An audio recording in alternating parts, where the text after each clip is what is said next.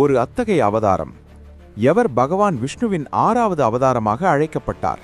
யார் 21 முறை பூமியை க்ஷத்ரியர்களிடமிருந்து சுத்தமாக்கினார்? தந்தையின் ஆணைக்கிணங்க தன் தாயின் தலையை தானே வெட்டினார்.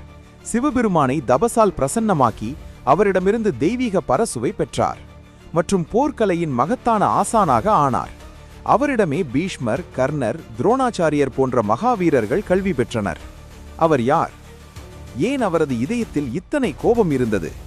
ஏன் அவர் இன்று வரை உயிருடன் அமரராக சிரஞ்சீவியாக உள்ளார்? மேலும் ஏன் கடலும் அவரது ஆணைக்கிணங்க பின்னடைந்தது?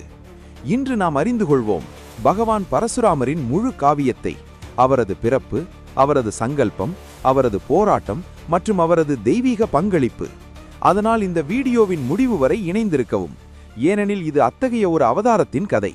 நாயகனுமாவார், தபஸ்வியுமாவார், மேலும் சம்ஹாரகரும் ஆவார். பகவான் பரசுராமரின் பிறப்பிடத்தை பற்றி பல்வேறு கருத்துக்கள் உள்ளன. ஆனால் அவரது வம்சாவளி ஹைகய வம்சத்துடன் தொடர்புடையதாகும். அது இன்றைய மத்திய பிரதேசத்தின் மகேஷ்வர் பகுதியில் அமைந்திருந்தது. பரசுராமரின் தாத்தா ரிஷி ருசிகர் ஒரு மகத்தான தபஸ்வி ஆவார். அவர் பிரம்மதேவனின் வம்சாவளியிலும் சேர்கிறார். பரசுராம் கௌட பிராமணரின் பாரத்வாஜ கோத்திரத்தை சேர்ந்த பிராமணர். மேலும் பாரத்வாஜ கோத்திர பிராமணர்களின் குலகுருவாக கருதப்படுகிறார். ஒருமுறை ரிஷி ருசிகர் திருமண விருப்பத்துடன் தேச பயணம் மேற்கொண்டார். அக்காலத்தில் இந்தியாவில் 2 முக்கிய வம்சங்கள் இருந்தன, சூரிய வம்சம் மற்றும் சந்திர வம்சம். சந்திர வம்சத்தை சேர்ந்த அரசன் காதி ஆட்சி செய்து வந்தார். அவருக்கு மிக அழகான மகள் ஒருத்தி இருந்தாள், சத்யவதி. ரிஷி ருசிகர் அரண்மனைக்கு வந்தபோது அவருக்கு உகந்த விருந்தோம்பல் செய்யப்பட்டது. சத்யவதியின் அழகை கண்டு ரிஷி மயங்கினார். அரண்மனை சபை முடிந்த பின் அரசரிடம் சத்யவதியை தன் மனைவியாக வழங்குமாறு கேட்டுக்கொண்டார். இந்த முன்மொழிவால் அரசன் ஆச்சரியமடைந்தார். ஆனால் ஒரு பிராமணரின் வேண்டுகோளை மறுப்பதும் இயலாதது. ஆகவே அவர் ஒரு நிபந்தனை வைத்தார். தக்கணையாக 1000 குதிரைகளை கொண்டு வர வேண்டும். அவற்றின் உடல் முழுவதும் வெள்ளையாகவும் ஒரு காதை மட்டும் கருப்பாகவும் இருக்க வேண்டும்.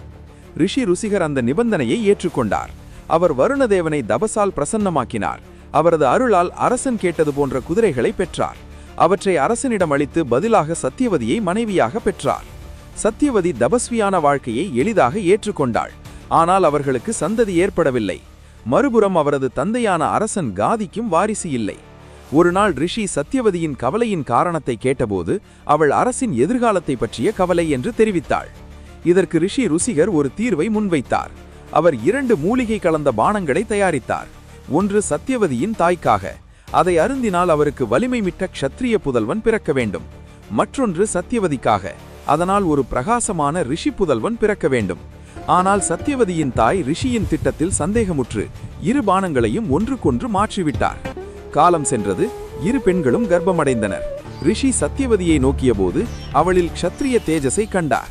காரணம் என்ன என்று கேட்டபோது சத்யவதி உண்மையை சொன்னாள். அதற்கு ரிஷி, இப்போது நமது மகன் ஒரு மகத்தான வீரனாக பிறப்பான், ரிஷியாக அல்ல என்றார். சத்யவதி வேண்டுகோள் விதித்தாள். என் மகன் ரிஷியாக இருக்கட்டும், என் பேரன் மகத்தான வீரனாக ஆகட்டும். ரிஷி ருசிகர் அவளின் பிரார்த்தனையை ஏற்றுக்கொண்டார். சத்யவதி ஜமதக்னி என்ற மகனை பெற்றாள். அவர் சப்த ரிஷிகளில் ஒருவராக ஆனார். அவரின் பேரனே பகவான் பரசுராம். அவர் விஷ்ணுவின் 6வது அவதாரமாக கருதப்படுகிறார். மேலும் தம் யுகத்தின் மிக பராக்கிரமிசாலியான வீரராக விளங்கினார். அவர்களின் தந்தை ரிஷி ஜமதக்னி பிரம்மதேவனின் வம்சாவளியைச் சேர்ந்தவர். தாய் ரேணுகா பரசுராமருக்கு முன் 4 புதல்வர்களை பெற்றார். வாசு, விஸ்வவாசு, பிருமுத்யானு மற்றும் பிருத்துகம்பா. 5வது புதல்வனை பெறுவதற்காக ரிஷி ஜமதக்னியும் ரேணுகாவும் ரேணுகா ஏரிக்கருகே டேபேகா டிப்பா எனப்படும் இடத்தில் கடுமையான தவத்தை மேற்கொண்டனர். அவர்களின் தவத்தில் மகிழ்ந்த பகவான் சிவன் ஆசிர்வாதம் அளித்தார். மேலும் பகவான் விஷ்ணு தாமே ரேணுகாவின் கருவிலிருந்து அவதரித்தார். அந்த புதல்வனுக்கு அவர்கள் ராமபத்ரா அல்லது ராமன் என்று பெயரிட்டனர். பின்னாளில் அவர் பரசுராம் என அழைக்கப்பட்டார். தாய் ரேணுகா தனது பதிவிரத தர்மம், புனிதம் மற்றும் கணவனுக்கான சேவைக்காக புகழ் பெற்றவர்.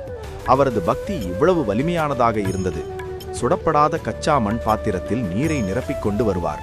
அந்த பாத்திரம் அவரது நிஷ்டையால் மட்டுமே தாங்கி நிற்கும். ஒரு நாள் ரேணுகா ஆற்றங்கரைக்கு நீரெடுக்கச் சென்றபோது ஆகாய மார்க்கமாக சில கந்தர்வர்கள் ரதத்தில் பயணம் செய்து சென்றனர். ஒரு கணம் மட்டுமே, என்றாலும் ரேணுகாவின் மனதில் ஈர்ப்பு எழுந்தது. அந்த கணமே அவரது கச்சா குடம் நீரில் கரைந்து போயிற்று. அவர் அச்சமடைந்து ஆற்றங்கரையிலேயே அமர்ந்து விட்டார். வீட்டிற்கு திரும்ப துணிவு பெறவில்லை.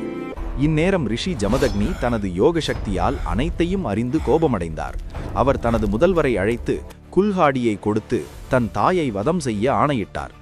மகன் பயந்துவிட்டு மறுத்தான். கோபமடைந்த ஜமதக்னி அவனை கல்லாக மாற்றினார். அதன்பின் ஒருவரின் பின் ஒருவராக எல்லா மகன்களையும் அழைத்தார். அனைவரும் தாயை கொல்ல மறுத்தனர். அனைவரையும் ரிஷி கல்லாக்கினார். இப்போது இளைய மகன் பரசுராம் மட்டுமே மீதமிருந்தார். அவர் எப்போதும் கட்டுப்பாடும் கீழ்ப்படிதலும் உடையவர். எந்த தயக்கமும் இன்றி தாயின் தலையை வெட்டினார். தந்தை ஜமதக்னி மகனின் கீழ்ப்படிதலால் மிகுந்த மகிழ்ச்சியடைந்து 2 வரங்களை கேள் என்றார்.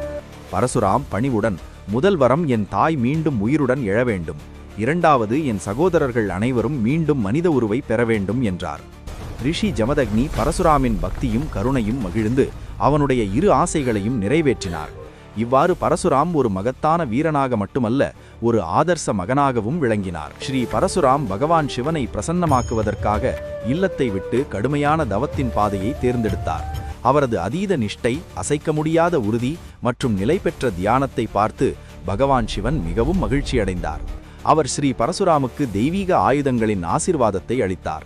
அவற்றில் மிக முக்கியமானதும் அமோகவுமான ஆயுதம் பரசு, அதாவது குல்லாடி.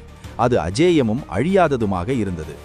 பகவான் சிவன் பரசுராமிடம் பூமியை அதர்மிகள், துஷ்டர்கள், ராட்சசர்கள், உன்மத்த சக்திகள் மற்றும் அகந்தையில் குருடர்களான மனிதர்களிடமிருந்து விடுவிக்குமாறு ஆணையிட்டார். ஒருமுறை பகவான் சிவன் ஸ்ரீ பரசுராமின் போர்க்கலையை சோதிக்க தாமே அவரை யுத்தத்திற்கு சவால் செய்தார். குருவும் சீடனும் இடையிலான அந்த பயங்கர போர் முழு 21 நாட்கள் தொடர்ந்தது. இந்த போரில் பகவான் சிவன் தனது திரிசூலத்தால் பரசுராமை தாக்க முயன்றபோது பரசுராம் வேகமாக விலகி அந்த தாக்குதலை தவிர்த்து தன் பரசுவால் தீவிரமான எதிர்த்தாக்குதல் செய்தார். அந்த பரசு நேராக பகவான் சிவனின் மஸ்தகத்தில் பட்டு தீவிரமான காயம் ஏற்படுத்தியது. இந்த போர் திறனை பார்த்து பகவான் சிவன் மிகுந்த மகிழ்ச்சி அடைந்தார். அவர் ஸ்ரீ பரசுராமை ஆனந்தத்துடன் அணைத்து கொண்டு தன் மஸ்தகத்தில் ஏற்பட்ட அந்த காயத்தை என்றும் ஒரு பெருமை சின்னமாக தாங்கி வைத்தார். தம் பரமசீடனின் யசோகாதை என்றென்றும் அமரமாகவும் அஜேயமாகவும் நிலைக்க வேண்டுமென்றே. பகவான் சிவனின் 1000 நாமங்களில் ஒன்றாக கண்ட பரசு என்ற பெயரும் உள்ளது. இது அந்த தெய்வீக போரின் நினைவாகவும் ஸ்ரீ பரசுராமின் மகிமையை வெளிப்படுத்துவதற்குமாக விளங்குகிறது. ஸ்ரீ பரசுராமர் தனது பரசு குல்ஹாடி கொண்டு சகஸ்ரபாகு அர்ஜுன் என்பவனின் 1000 கரங்களையும் ஒன்றன் பின் ஒன்றாக வெட்டி வீழ்த்தினார். இறுதியில் அவனை வதம் செய்தார். அதன் பின்னர் அவனுடைய பெரும் படை மீது அம்புகளின் மழை பொழிந்து அவர்களை தோற்கடித்து ஓடச் செய்தார். சகஸ்ரபாகு போன்ற அடக்குமுறையாளர் அரசனின் முடிவால் நாடு முழுவதும் மகிழ்ச்சியாலை பரவியது. தேவர்களின் அரசன் இந்திரன் ஸ்ரீ பரசுராமின் இந்த பராக்கிரமத்தில் மிகுந்த மகிழ்ச்சி அடைந்து தன்னுடைய மிக பிரியமான விஜயா என்ற வில்லினை பரிசாக அளித்தார். அதுவே இந்திரன் அசுரர்களை அழித்த வில்லாகும். ஸ்ரீ பரசுராமர் இதே விஜய வில்லிலிருந்து பாய்ந்த கொடிய அம்புகளின் துணையால் அதர்மிக க்ஷத்ரியர்களை 21 முறை அழித்து பூமியை பாவிகளிடமிருந்து விடுவித்தார். பின்னாளில் தனது சீடன் கர்ணனின் குருபக்தியில் பரம திருப்தியடைந்த ஸ்ரீ பரசுராமர் அந்த தெய்வீக விஜய வில்லினை அவனுக்கு பரிசாக வழங்கினார். இந்த வில்லின் வலிமையால் கர்ணன் அஜேய வீரனாக மாறினான். இவ்வாறு இந்திரன் மற்றும் பரசுராமர் போன்ற தேவர்கள் மற்றும் அவதாரங்கள் பயன்படுத்திய விஜயவில் இறுதியில் மகாவீரன் கர்ணனின் கரங்களில் சேர்ந்தது. பகவான் பரசுராமரின் காலத்தில் பாரத வருஷத்தின் வரலாறு பெரும் கலவரங்களால் நிரம்பியிருந்தது. புராணங்களின்படி அந்த காலத்தில் பல க்ஷத்ரிய வம்சங்களும் அரசர்களும் இடையராது போர்களில் ஈடுபட்டிருந்தனர். பரசுராமரின் வாசஸ்தலம் ஹைகய வம்சத்தின் ஆட்சிக்குட்பட்ட மகிஷ்மதி, இன்றைய மகேஷ்வர் நர்மதா நதிக்கரையில் ஆகும். க்ஷத்ரிய ஹைகய வம்சத்திற்கும் பரசுராம் பிறந்த பிராமண பிருகு வம்சத்திற்கும் தலைமுறைகளாக பகை இருந்து வந்தது என்பது அறியப்பட்ட உண்மை. மகாபாரதத்திலும் இந்த பகை பலமுறை குறிப்பிடப்படுகிறது. ஹைகய வம்சத்தின் அரசன் கார்த்தவீரிய அர்ஜுன் மிகுந்த வலிமையும் கொடூரத்தையும் கொண்டவன். அவன் பகவான் விஷ்ணுவின் சுதர்சன சக்கரத்தின் அவதாரமாக கருதப்படுகிறான். தத்தாத்ரேய பகவானை ஆராதித்து அவன் தெய்வீக வரங்களை பெற்றிருந்தான். பறக்கும் ரதமும் 1000 கரங்களும். இவ்வரங்களால் அவன் அளவிட முடியாத வலிமை பெற்றான். ராவணன் போன்ற அசுரனையும் தோற்கடித்தான்.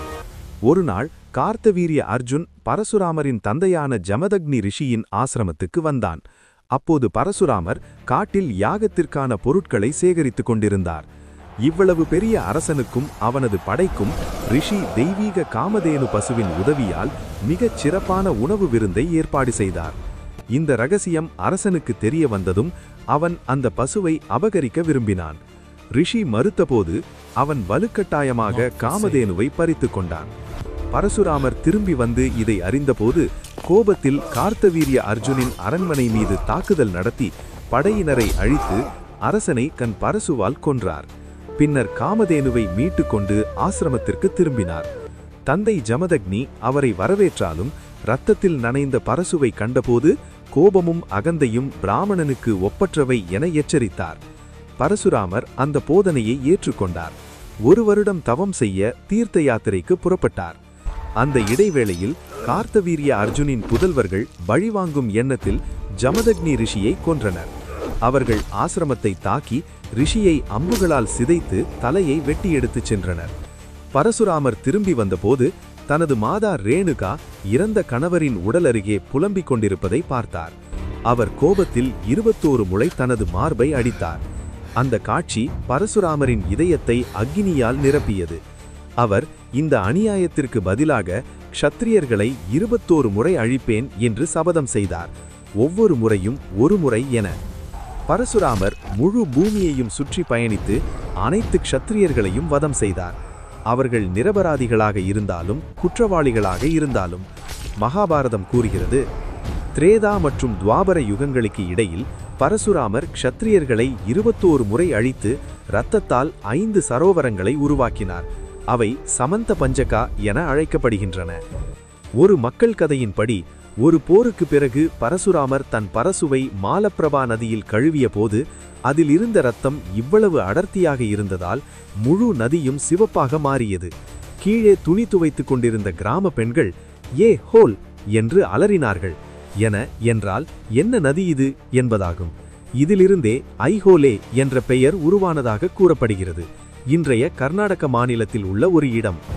மற்றொரு கதையின்படி பரசுராமர் தென்னிந்தியாவுக்கு வந்தபோது கடற்கரை மீனவ சமூகங்கள் பயத்தால் பிராமண ஜனேயு அணிந்து பிராமணர்கள் போல நடந்து கொண்டனர். பரசுராமர் அவர்களை மன்னித்து நிலங்களையும் வழங்கினார். இறுதியில் பரசுராமர் அஸ்வமேத யாகத்தை நடத்தினார். அதை செய்ய உரிமை பெற்றவர் சம்ராட் மட்டுமே.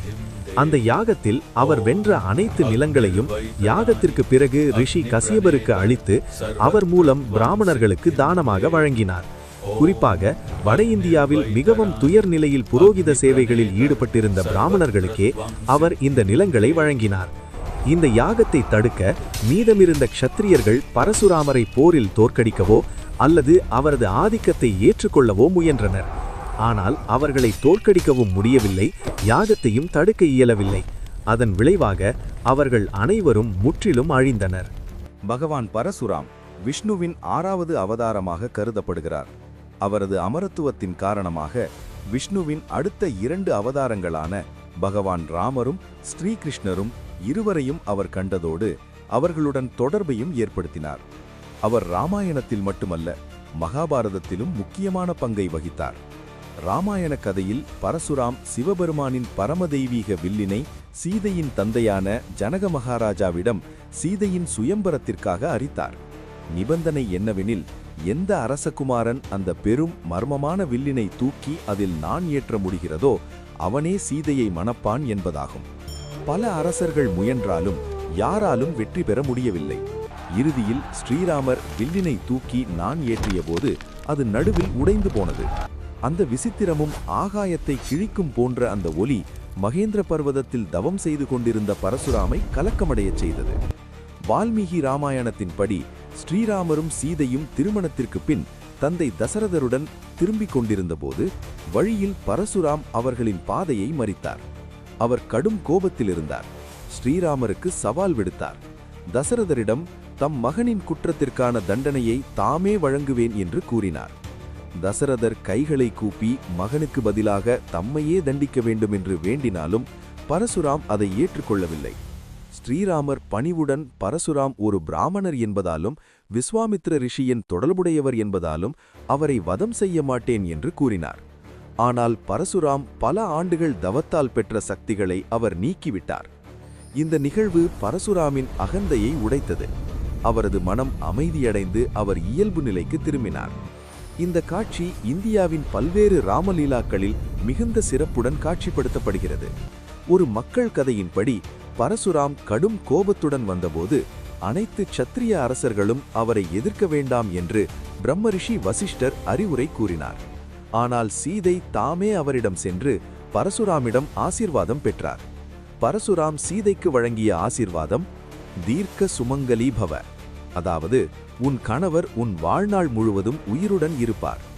பரசுராம் ஸ்ரீராமருடன் மோதுவதற்காக முன்னேறிய போது தமது பரசுவை உயர்த்த இயலாமல் போனார். ஸ்ரீராமரின் தேஜஸையும் சௌமியத்தையும் தெய்வீகத்தையும் கண்ட பரசுராம் அதிர்ச்சியடைந்தார். அப்பொழுது தாமே விஷ்ணுவின் ஒரு அவதாரம் என்பதையும் தம் முன் நிற்பவர் விஷ்ணுவின் அடுத்த அவதாரமான ஸ்ரீராமர் என்பதையும் உணர்ந்தார். அந்த கணத்தில் பரசுராமின் வில் தானாகவே ஸ்ரீராமரின் நோக்கி பறந்தது. பகவான் விஷ்ணுவின் ஆத்மா அவருக்குள் பிரவேசித்தது. இதனுடன் விஷ்ணுவின் 7வது அவதாரத்தின் முழுமையான வெளிப்பாடு நிகழ்ந்தது.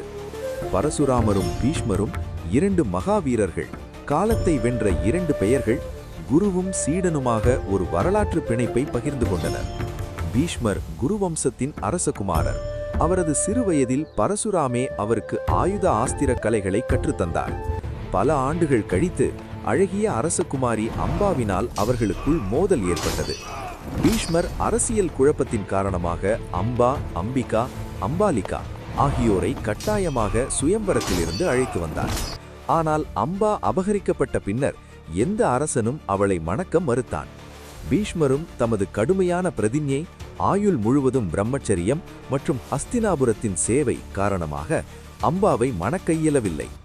நம்பிக்கை இழந்த அம்பா பரசுராமிடம் நீதியை நாடி பீஷ்மருக்கு தண்டனை வழங்குமாறு வேண்டினாள். கருணையால் நிறைந்த பரசுராம் அவளது வேண்டுகோளை ஏற்று தம் சொந்த சீடனான பீஷ்மருடன் போர் செய்ய அறிவித்தார். இந்த போர் 23 நாட்கள் நீடித்தது. இரு வீரர்களும் இரத்தத்தில் நனைந்து உடல்கள் அம்புகளால் தொலைக்கப்பட்டன. பீஷ்மருக்கு சிவபெருமானின் தெய்வீக ஆயுதமான பாசுபதாஸ்திரத்தின் அறிவு இருந்தது. அதை பரசுராம் அறியவில்லை.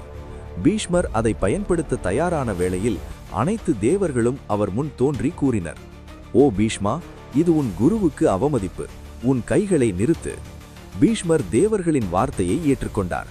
அதே நேரத்தில் பரசுராமின் தந்தை ஜமதக்னியும் பிதாமகன் ருசிகரும் ஆத்ம வடிவில் தோன்றி பரசுராமிடம் கூறினர், "மகனே, இனிமேல் எந்த சத்திரியனுடனும் போர் செய்யாதே. வீரமும் போர் தர்மமும் சத்திரியர்களுக்குரியது. பிராமணர்களின் சொத்து வேதங்களின் பயிற்சியும் தவமும். பீஷ்மரை தோற்கடிப்பது அசாத்தியம். இது உன் இறுதி போராக இருக்கட்டும்." இறுதியில் பரசுராம் போரை விட்டு விலகினார். தேவர்கள் பீஷ்மரின் வீரத்தை புகழ்ந்தனர். பீஷ்மர் பரசுராமிடம் ஆசீர்வாதம் கேட்டு குருவுக்கு வணங்கினார். பரசுராம் கூறினார், "என் அனைத்து ஆயுதங்களையும் நான் பயன்படுத்தினேன். ஆனால் பீஷ்மர் மேல் எதுவும் விளையவில்லை. இனி உன் ஒரே ஆதாரம் நீயே, பீஷ்மன்." வேதிக் யுகத்தின் இறுதி காலத்தில் பரசுராம் சந்நியாச வாழ்க்கையை நோக்கி நகர்ந்தபோது தமது அனைத்து சொத்துகளையும் ஆயுதங்களையும் பிராமணர்களுக்கு தானமாக வழங்கத் தொடங்கினார். அப்போது துரோணர் அந்த நேரத்தில் ஒரு ஏழை பிராமணராக இருந்து அவரிடம் பிச்சை கேட்க வந்தார். அந்த நேரத்திற்குள் பரசுராம் தமது தங்கத்தை காஷ்யபருக்கும் நிலங்களை பிற பிராமணர்களுக்கும் தானமாக வழங்கிவிட்டார். இப்போது அவரிடம் மீதமிருந்தது அவரது உடலும் ஆயுத அஸ்திரங்களுமே. பரசுராம் துரோணரிடம் அவர் என்ன விரும்புகிறார் என்று கேட்டார். துரோணர் பதிலளித்தார், "ஓ பிருகுவம்சியனே, உங்களிடம் உள்ள அனைத்து ஆயுதங்களையும் அவற்றை இயக்கவும் மீண்டும் அழைக்கவும் தேவையான அனைத்து வித்தியைகளையும் எனக்கு வழங்குங்கள்." இவ்வாறு பரசுராம் துரோணாச்சாரியருக்கு முழுமையான போர் வித்தியை வழங்கினார். பின்னாளில் இதே துரோணாச்சாரியர் கௌரவர்களுக்கும் பாண்டவர்களுக்கும் இருவருக்கும் குருவாகி குருக்ஷேத்திர போரில் தீர்மானமான பங்கை வகித்தார். கர்ணன் சூரியபுத்திரனும் பாண்டவர்களின் அரை சகோதரனுமாக இருந்தாலும் ஒரு சூத ரதியர் குடும்பத்தில் வளர்க்கப்பட்டார். அவர் துரோணாச்சாரியரிடம் கல்வி கோரிய போது துரோணர், "நான் க்ஷத்திரியர்களுக்கே கல்வி அளிப்பேன்" என்று கூறி மறுத்தார். அப்போது கர்ணன் பரசுராமை அணுகி தாம் ஒரு பிராமணர் என்று பொய் கூறினார். பரசுராம் அவரை சீடனாக ஏற்று அனைத்து தெய்வீக அஸ்திரங்களின் வித்தியையும் கற்றுத்தந்தார்.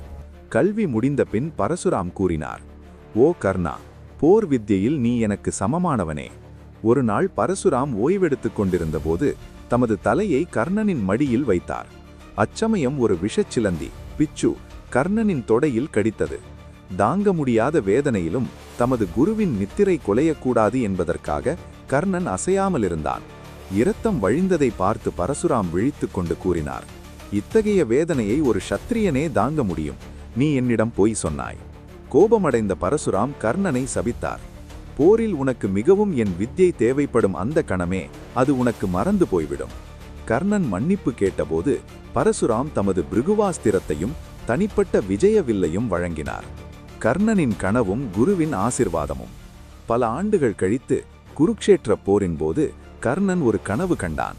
அதில் தன் தவறிக்காக பரசுராமிடம் மனமார்ந்த பச்சாத்தாபம் தெரிவித்து சாபத்தை திரும்பப் பெற வேண்டினார். பரசுராம் பதிலளித்தார், நீ க்ஷத்திரியன் என்பதை நான் அறிந்திருந்தேன். ஆனால் நீ ஒரு தகுதியான சீடன் என்பதால் உனக்கு கல்வி அளித்தேன். அந்த சாபம் அவசியமானதே. நீ அர்ஜுனனை கொன்றிருந்தால் யுதிஷ்டிரருக்கு பதிலாக துரியோதனன் அரசனாகி அதர்மத்தின் ஆட்சி ஏற்பட்டிருக்கும்.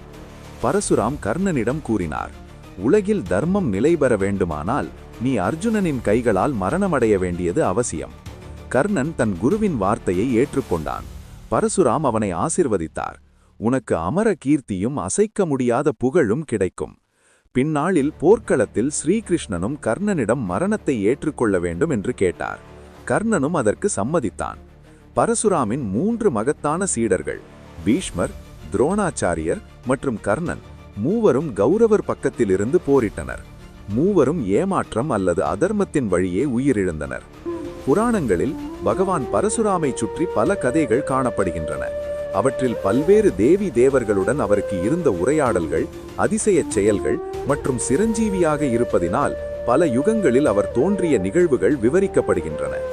புராணங்களின்படி ஒருமுறை பரசுராம் தமது குருவான பகவான் சிவனை வணங்குவதற்காக இமாலயத்திற்கு சென்று கொண்டிருந்தார். வழியில் பகவான் கணேசன் அவரது பாதையை தடுத்தார். கோபமடைந்த பரசுராம் தமது தெய்வீக பரசுவை கணேசன் மீது எறிந்தார். அது தமது தந்தை சிவனிடமிருந்து பெற்ற ஆயுதம் என்பதை அறிந்த கணேசன் தன்னார்வத்துடன் தமது ஒரு பல்லை வெட்டிக்கொள்ள அனுமதித்தார்.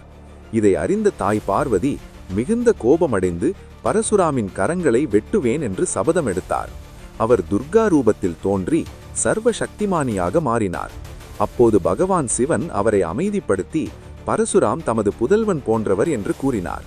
பரசுராம் பார்வதியிடம் மன்னிப்பு கேட்டார். கணேசனும் அவருக்காக பரிந்துரைத்தார். அதன்பின் பார்வதி அவரை மன்னித்தார்.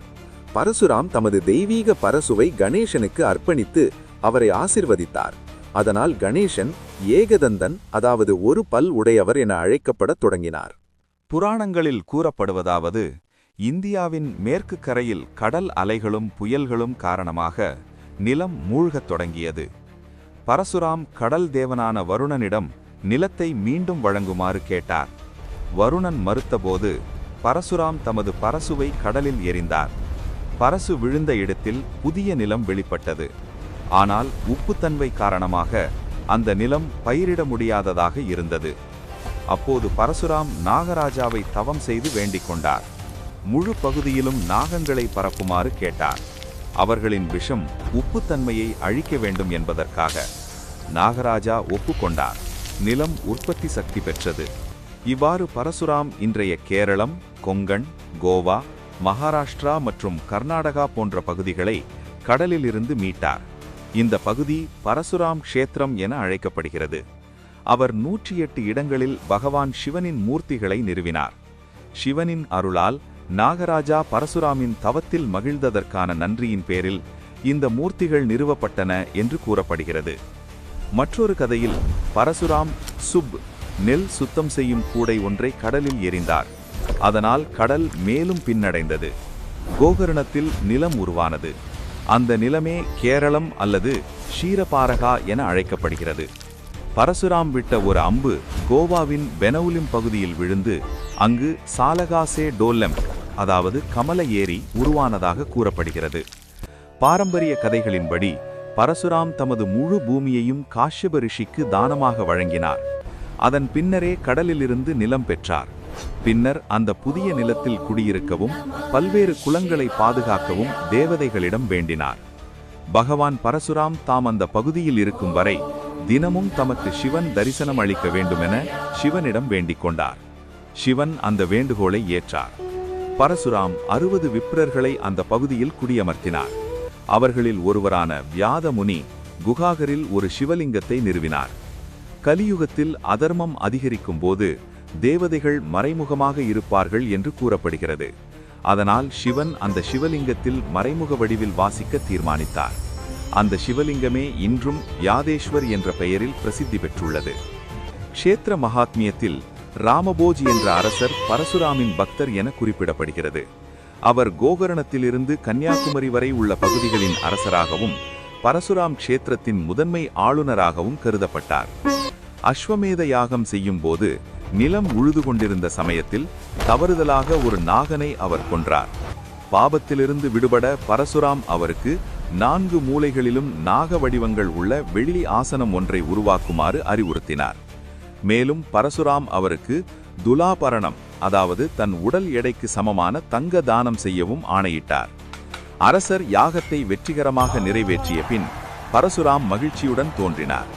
இன்றும் அந்த வெள்ளி ஆசனம் ஒரு புனித தலமாக கருதப்படுகிறது. அந்த நிலம் தௌலவ் என்ற பெயரில் பிரசித்தமாக உள்ளது. ஒருமுறை சூரியன் அதிக வெப்பத்தை பரப்பியதால் பரசுராம் சூரிய தேவனிடம் கோபமடைந்தார்.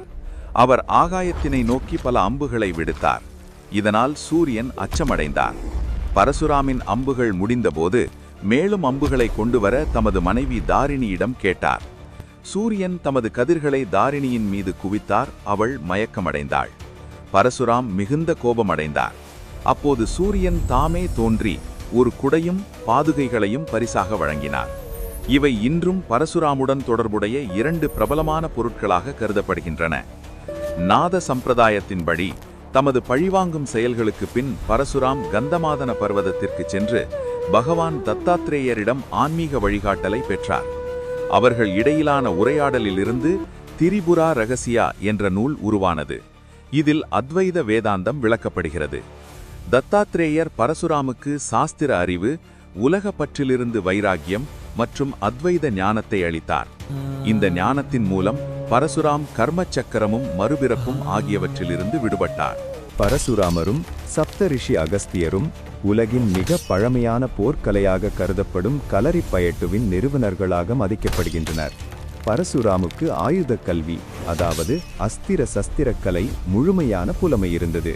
அந்த அறிவை அவர் தம் குருவான பகவான் சிவனிடமிருந்து பெற்றார். அந்த அறிவின் அடிப்படையிலேயே அவர் வடக்கு களரிப்பயட்டு அல்லது வடக்கன் களரியை வளர்த்தார். இதில் ஆயுத பயன்பாட்டிற்கு மிகுந்த முக்கியத்துவம் அளிக்கப்படுகிறது. குத்து அடி, அதாவது ஸ்ட்ரைக்கிங் மற்றும் பிடிப்பு நுட்பங்கள் கிராப்லிங் ஒப்பீட்டளவில் குறைவாகவே உள்ளன. இதற்கு மாறாக தெற்கு களரிப்பயட்டு அல்லது தேவரா களரி ரிஷி அகஸ்தியரால் உருவாக்கப்பட்டது. இது பெரும்பாலும் ஆயுதமற்ற போர் முறைகளில் கவனம் செலுத்துகிறது. களரிப்பயட்டு அனைத்து போர்க்கலைகளின் தாய் என்று அழைக்கப்படுகிறது. மேலும் சென் புத்த மதத்தின் நிறுவனராக கருதப்படும் போதி தர்மர் கூட களரிப்பயட்டு பயிற்சியாளராவார் என்ற நம்பிக்கையும் உள்ளது. அவர் புத்த மதத்தை பரப்ப சீனாவுக்கு சென்றபோது இந்த போர்க்கலையையும் தம்முடன் கொண்டு சென்றார். பின்னர் அது மாற்றம் பெற்று ஷாவோலின் குங்ஃபுவின் அடித்தளமாக அமைந்தது. வேத காலத்தின் முடிவில் பரசுராம் போரும் இரத்தப்பாய்ச்சலும் காரணமாக மிகவும் சோர்வடைந்து சந்நியாசத்தை ஏற்றார். தமது அனைத்து பொருளாதார சொத்துக்களையும் ஆயுதங்களையும் துறந்து தவத்தின் பாதையை தேர்ந்தெடுத்தார். மகாபாரதத்தின் முதல் பருவத்தில் இவ்வாறு குறிப்பிடப்பட்டுள்ளது.